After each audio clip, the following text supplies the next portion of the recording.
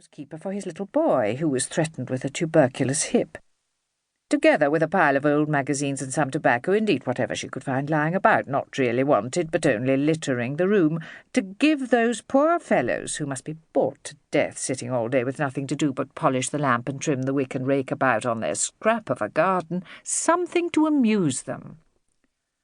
For how would you like to be shut up for a whole month at a time, and possibly more, in stormy weather upon a rock the size of a tennis lawn, she would ask?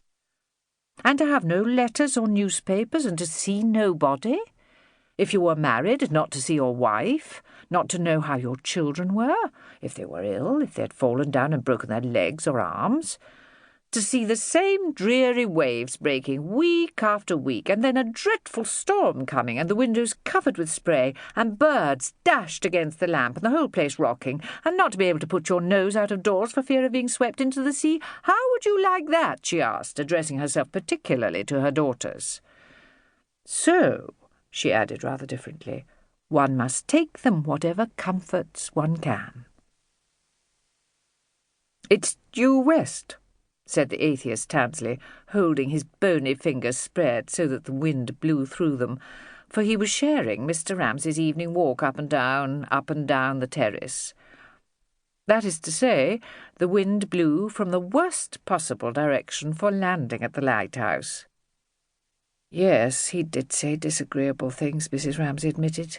It was odious of him to rub this in and make James still more disappointed. But at the same time she would not let them laugh at him. The atheist, they called him. The little atheist. Rose mocked him, Prue mocked him. Andrew, Jasper, Roger mocked him. Even old Badger, without a tooth in his head, had bit him, for being, as Nancy put it, the 110th young man to chase them all the way up to the Hebrides when it was ever so much nicer to be alone. Nonsense, said Mrs. Ramsay with great severity.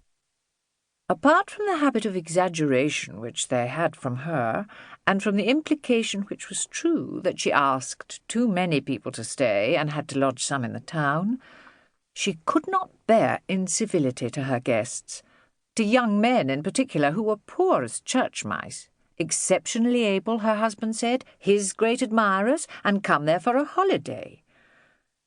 Indeed, she had the whole of the other sex under her protection, for reasons she could not explain, for their chivalry and valour, for the fact that they negotiated treaties, ruled India, controlled finance.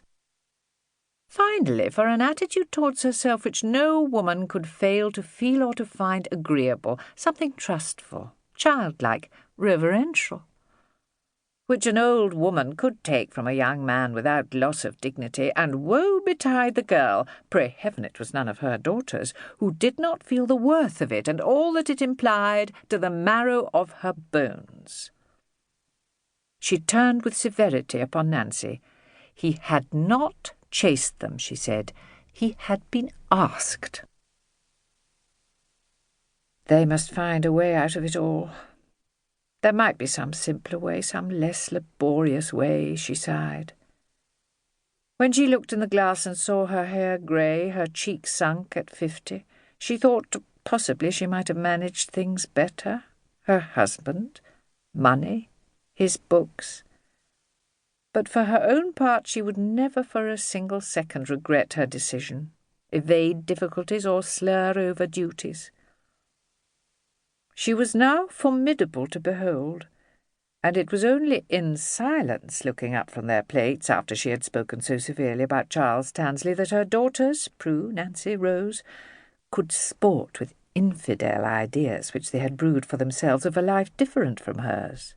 In Paris, perhaps? A wilder life, not always taking care of some man or other. For there was in all their minds a mute questioning of deference and chivalry, of the Bank of England and the Indian Empire, of ringed fingers and lace, though to them all there was something in this of the essence of beauty which called out the manliness in their girlish hearts, and made them, as they sat at table beneath their mother's eyes, honour her strange severity, her extreme courtesy, like a queen's raising from the mud a beggar's dirty foot and washing it, when she thus admonished them so